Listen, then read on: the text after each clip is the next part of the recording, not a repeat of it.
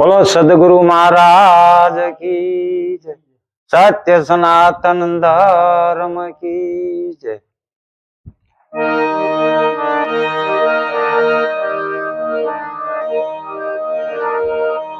सदगुरु नी पूर्ण दया विना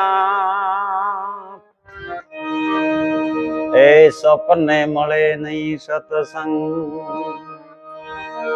आदया होय गुरुदेवनी ए आवे भक्ति मा रंग। गुरु हो दया होय गुरुदेवनी ए आवे भक्ति मा रंग। सदगुरु ની દયા વિના સપને મળે નહીં સત્સંગ। જ્યારે સદગુરુ મહારાજની દયા જ્યારે થાય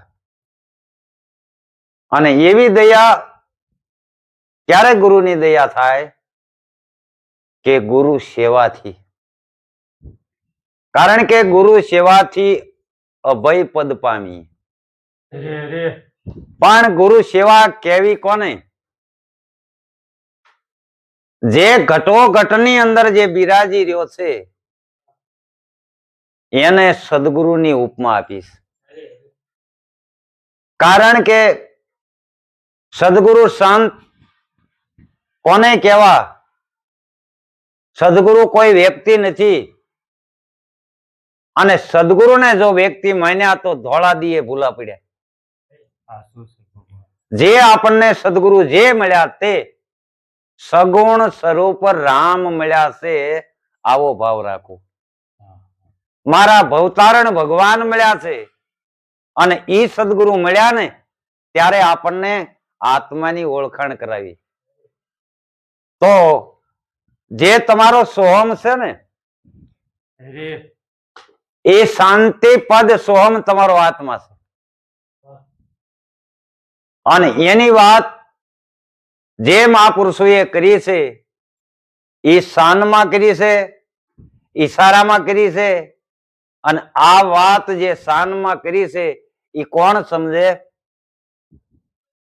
જેનું લક્ષ્ય જ્યારે ગુરુની વાત ઉપર હોય છે ને ત્યારે સદગુરુની શાન સમજાય છે, નહીતર શાન સમજાતી નથી। અરે વર્ષો બી યાદ જાય પણ સદગુરુની શાન જે સમજવી ને એ લક્ષ્ય વિના ન સમજાય। જ્યારે સદગુરુ મહારાજ સત્સંગ કરતા હોય અને ત્યારે આપણે સામે બેઠા હોય અને આપણું લક્ષ્ય જો ગુરુના શબ્દ ઉપર હોય ને તો જ ગુરુની શાન સમજાય એવું છે। એક એક વાણી તમે વિચાર કરો, સંતોએ શાનમાં લખી છે બધી। ગંગા સતી તો એમ કે શાનમાં શાન કહું તમને એક પાનબાઈ એથી ઉપજે આનંદના ઓગ। હાવ સાનામાં સાની એક વાત કરું છું, ગુપતમાં ગુપત એક વાત છે અને ઈ આજ ઈ વાત રહીને ઈ આજ પાનબાઈ હું તમને કહું છું। પણ તમે લક્ષ્ય આ મારા શબ્દ ઉપર રાખજો અને શબ્દ ઉપર જયારે લક્ષ્ય હોય છે ત્યારે જ શબ્દ આપણને કેચઅપ થતો હોય છે। માટે મહાપુરુષોના ઘરની વાત મરમમાં છે, ભેદમાં છે। આ વાત કોણ સમજી શકે? જે ભેદી પુરુષો હોય છે ને એ જ આ મહાપુરુષના ભેદની વાત સમજી શકે। કારણ કે મહાપુરુષની વાત એવી ઝીણી છે। હવે વાત પડી છે ક્યાં અને એમાં જો લક્ષ્ય ન હોય તો આપણને એ વાત જેમ સેમ સમજાતી નથી। તમે વિચાર કરો, સંત કોને કહેવા? તો કે જેને એમ કહેવાય છે ધ્યાનની જટા વાળી હોય। એની ધ્યાનની જટા વાળી હોય, દયારૂપી દાઢી વધી ગઈ હોય, સતનામનો તિલક કર્યો હોય અને ઓહમનો જેના હાથમાં અંસળો હોય, સોહમનો જેના હાથમાં સીપીઓ હોય અને કરુણાનું જેના હાથમાં કમંડળ હોય અને પ્રેમની જેને પાદુકા પહેરી હોય આને સંત કહેવાય। પ્રેમ રૂપી પાદુકા. અને ઈ જયારે સદગુરુ સમાન આ દુનિયામાં કોઈ મોટામાં મોટો દાતાર જો હોય તો સદગુરુ છે. વિશ્વમાં દાતારના પ્રકાર તો ઘણા બતાવ્યા છે. કોઈ જમીનનો દાતાર હોય, કોઈ અન્નનો દાતાર હોય, કોઈ ગાયનો દાતાર હોય. આવા દાતાર તો દુનિયામાં ઘણા છે, પણ સદગુરુ સમાન વિશ્વમાં કોઈ દાતાર મોટો નથી. કારણ કે માતા પિતા છે ને એ દાતાર છે, પણ એ જન્મદાતા છે, મોક્ષદાતા નથી. અને સદગુરુ છે એ મોક્ષદાતા છે. એટલે સવારામ બાપાને ગુરુ મહિમામાં લખવું પડ્યું કે ગુરુ સમાન કોઈ નહીં દાતા, માત પિતા પુત્ર કે ભ્રાતા, જો નિષદિન ગુરુ શરણ સેવે તો ગુરુ દાન અભય પલમાં દે. ગુરુ શરણ સેવવાની વાત કરી. એટલે આપણી જે સુરતા છે એ હર હંમેશ ગુરુના ચરણમાં હોય. હાલતા ચાલતા જે ગુરુએ આપણને નામ વચનનું દાન આપ્યું છે, એ નામ વચનનું એનું સ્મરણ આપણે કરવાનું છે હાલતા ચાલતા. કારણ કે એ સ્મરણ જ્યારે કોઈ પણ માણસ કરતો હોય, હાલતા ચાલતા બેહતા ઉઠતા, પણ કોઈને ખબર ન પડે એનું સ્મરણ ચાલુ હોય, એનું ભજન ચાલુ હોય. સ્મરણ એટલે યાદી, એનું નામ સ્મરણ. સ્મરણ એ જ યાદી.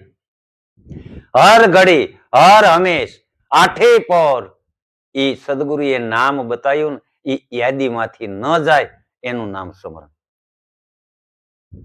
તો એવું જે ગુપ્ત નામ અને એ નામની માળા ફેરવવાની સદગુરુ મહારાજે વાત કરી. જે કાષ્ટની માળા છે એ માનવ ફેરવતો હોય છે, અને જેને જેને માનતો હોય એનું એ ભજન કરતો હોય, કાષ્ટની માળા ફેરવતો હોય.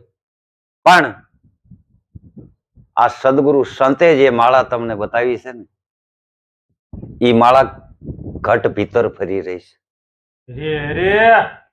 આ ઘટ ભીતર જે માળા ફરી રહી છે, એ માળાની ઓળખાણ કરાવી, એ માળાની જુગતી બતાવી, એ માળા કેમ ફેરવી એની શાન સદગુરુએ બતાવી.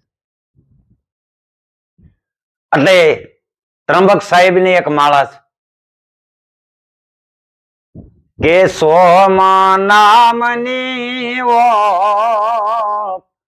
માળા સે ઘટમાં તુઈ નાદની માળા સે ઘટમાં. સોહમ નામની માળા સે ઘટમાં તુહી નામની માળા સે ઘટમાં. તો આ ઘટની અંદર જે માળા ફરી રહી છે, અખંડ ફરી રહી છે, એક ધારી ફરી રહી છે, એની સદગુરુ મહારાજે તમને જુગતી બતાવી, એની શાન બતાવી કે આવી રીતે ફેરવાય. અહોનીશ એટલે તો પછી કીધું એ માળાની અંદર કે સોહમ નામની માળા છે ઘટમાં તુહી નાદની માળા છે ઘટમાં. પછી ઈ માળા જે છે ને, એ માળા સાંભળાની આંખથી દેખાતી નથી. જે માળા આપણે ડોકમાં પહેરી હોય એ આપણને આપણી આંખથી દેખાય છે, પણ તમારા ઘટની અંદર જે માળા છે ને એ આ આંખથી દેખાતી નથી. એટલે નથી દેખાતી એ માળાનું ભજન તમને આપ્યું. એટલે સંતોએ આગળ વાણીમાં કીધું, આંખે દેખાય ના જીભે બોલાય ના, સેજમાં સમરણ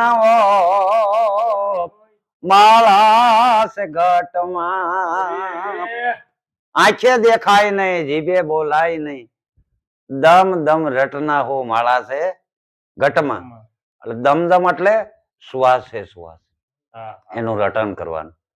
હવે આ માળા આંખથી દેખાય એવી નથી, અને આ માળાનું સ્મરણ જીભથી થાય એવું નથી. નથી.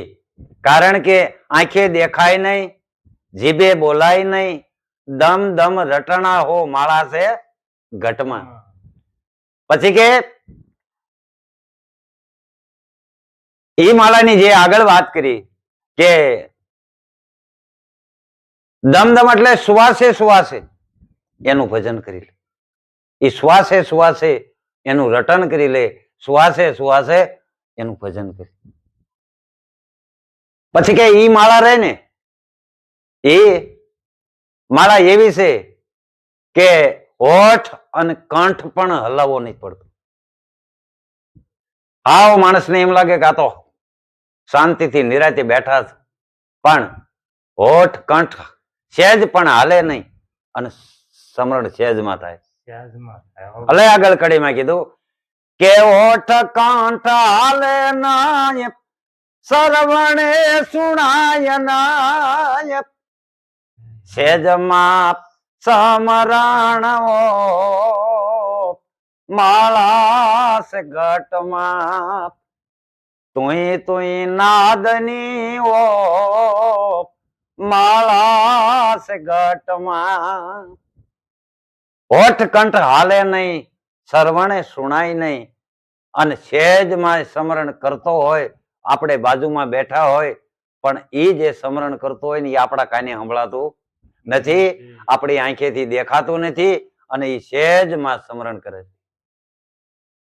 પછી કે આ માળા ફેરવવામાં તો કે ગૌમુખીની જરૂર ન પડે. ગૌમુખી એટલે એક લુગડાની કોથળી જેને કહેવાય. કોથળીની અંદર માળા હોય અને રામ રામ રામ રામ જપતા હોય, આની કાંઈ જરૂર પડતી નથી. એટલે આગળ કડીમાં કીધું કે ગૌમુખી માથ નાય, હાથે પહેરવાય નાય, ગૌમુખી માથ નાય, હાથે ફેરવાય નાય, આપોઆપ ફરતી ઓ માળા સે ઘટમાં, તુંય તુંય નાદની ઓ માળા સે ઘટમાં. ગૌમુખીમાં હાથ નહીં, હાથે ફેરવાય નહીં. કોઈ કોથળીની જરૂર નથી, અંદર માળા મૂકવાની જરૂર નથી, હાથે ફેરવાની જરૂર નથી. અખંડ જે માળા ફરી રહી છે એ માળાની ગુરુએ જુગતી બતાવી, એ માળાની ઓળખાણ કરાવી, અને એનું સ્મરણ આપણને આપ્યું છે. અને એ સ્મરણ જો થઈ જાય તો આપણું કામ થઈ જાય. અને હરેક મહાપુરુષોએ આ માળા ફેરવી, આ માળાનું આ નામનું ભજન કર્યું. એટલે કીધું કે પછી કે શબ્દની ટંકશાળ ઉઠે પરાની પારથી, હંસ ઉલટ સો માળા સે ઘટમાં, તોય તોય નાદની ઓ માળા સે ઘટમાં. આ શબ્દની ટકશાળ ક્યાંથી ઉઠે છે? કોઈ એમ કહેતો હોય કે નાભીથી શબ્દ ઉપડે છે, ના, આ શબ્દની ટકશાળ તો પરાપારથી ઉતરે છે. નાભી છે ને એને પરા કહી શકાય. 4 પ્રકારની જે વાણી છે, પરા, પસંતી, મધ્યમ અને વેખરી. આ 4 પ્રકારની વાણી છે, પણ પરાથી પરથી આવે છે. પરાની પાર અને 52ની બાર. એટલે ઈ જે ટંકશાળ આવે છે એ પરામાં આવે, પરામાં આવ્યા પછી પસંતીમાં આવે, અને પસંતીમાં આવે ને ત્યાં સુધી શબ્દનો ઘાટ ઘડાતો નથી, ત્યાં સુધી નિરાકાર સ્વરૂપમાં આવે છે. પણ જયારે પરા, પસંતી અને મધ્યમાં જયારે આવે, મધ્યમ એટલે કંઠનો ભાગ કહેવાય છે, આ મધ્યમાં આવે ને ત્યારે શબ્દનો ઘાટ ઘડાય છે. અને શબ્દનો ઘાટ મધ્યમાં ઘડાઈ જાય પછી આ વેખરી વાણી દ્વારા એ શબ્દ બોલાય છે. કારણ કે શબ્દની ટકશાળ ઉઠે પરાની પારથી, હંસ ઉલટ સોહમ માળા સે ઘટમાં. અને વાલ્મિક ઋષિએ ઉલટ જ જાપ જપ્યા હતા. ઉલટ જાપ જપ્યા ને તે વાલ્મિક ઋષિ કહેવાનું. આવો છે નામનો પ્રતાપ. રે આ નામનું ભજન વાલ્મિક ઋષિએ કર્યું હતું. ઉલટ જપ્યા હતા જાપ અને વાલ્મિક ઋષિ કહેવાના આવો છે નામનો પ્રતાપ. આવો જે નામનો પ્રતાપ છે એ પછી કે તો કે આ માળા રહે ને એ માળા એક છે. માળા એક છે અને પારા એની એક છે. એમ આ ઈશ્વર જગતમાં એક છે અને દેહ અનેક છે. પણ તમામ દેહની અંદર પરમાત્મા એક છે. એમ માળા એક છે અને બીબા અનંત છે. બીબુ એટલે શરીર. એ અનંત શરીરની અંદર માળા એક જ. એમ અનેક બીબાની અંદર અનેક દેહની અંદર પરમાત્મા એક જ છે. બધાની અંદર એક જ પરમાત્મા બિરાજી રહ્યો છે અને બોલી રહ્યો છે. એટલે કીધું માળા છે એક ને બીબાય અનંતમાં. માળા છે એક ને બીબાય અનંતમાં. ફરે છે એક ધાર્યો માળા છે ઘટમાં. સોમ નામની ઓ માળા છે ઘટમાં. માળા છે એક ને બીબા અનંતમાં અને ફરે છે એક ધારી હો માળા છે ઘટમાં. આ માળા ફરી રહી છે, એક ધારી ફરી રહી છે, પણ આ સામડાની આંખથી આ માળા દેખાય એવું નથી. પછી કે આ માળા કોને ફેરવી? તો કે અનેક નર નારીએ આ માળા ફેરવી. તો આ માળા રહે ને એ માળા નિર્ગુણ છે. જે આ માળા નિર્ગુણ છે અને જે દેખાય ને એને સગુણ કહેવાય, સાકાર કહેવાય, આકાર વાળી કહેવાય. આ દેખાતી નથી એટલે નિર્ગુણ કહેવાય. નિરાકાર છે, આકાર વિનાની છે. એને કોઈ આકાર નથી. આકાર હોય તો દેખાય. આ પેટીનો આકાર છે તો દેખાણું, મકાનનો આકાર છે તો દેખાય, પંખાનો આકાર છે તો દેખાય, દેહનો આકાર છે તો દેખાય, આ બારીનો આકાર છે તો દેખાય. પણ આ માળા તો નિર્ગુણ છે. એટલે આગળ કીધું કે નિર્ગુણ માળા ફેરવી અનેક નર નારીએ. આ નિર્ગુણ માળા ફેરવી અનેક નર નારીએ. ટળ્યા 84 બંધન માળા છે ઘટમાં. તુઈ નાદની ઓ માળા છે ઘટમાં. આ નિર્ગુણ માળા ફેરવી અનેક નર અને નારીએ. એના ટળ્યા 84 ના બંધન. જે આ જીવ ઉપર 84 નું બંધન હતું ને એ કહેશે આ માળાનું ભજન કરવાથી, આ નામનું ભજન કરવાથી 84 ના બંધન છૂટી ગયા. હે પછી કે ભાણવંશ ઉગમ ફોજ દાદા ઉગમેશ્વરા. ઘટો ઘટ ઓળખાવ્યો માળા છે ઘટમાં. તુઈ નામની ઓ માળા છે ઘટમાં. ભાણવંશ અને ઉગમ ફોજ. આ ભાણ કબીર ફોજની આ વાત, કબીર ધારાની આ વાત. કબીર ફોજ પછી રામાનંદની ફોજમાં સન્મુખ લડે કબીર. રામાનંદની ફોજમાં કબીર સાહેબ થયા. કબીર પછી ભાણ સાહેબ થયા, રવિ સાહેબ થયા, કિમ સાહેબ થયા, અનેક સંતો થયા અને એમાં આ ઉગારામ સાહેબ થયા. ભાણવંશ ઉગમ ફોજ ઉગમેશ્વર દાદા. ઓળખાવી ઘટોઘટ આ માળા છે ઘટમાં. તુઈ નાદની માળા છે ઘટમાં. પછી કે ઉગમ નાથે દયા કરી આપી તંબક ને. આ તંબક સાહેબ ની વાણી છે.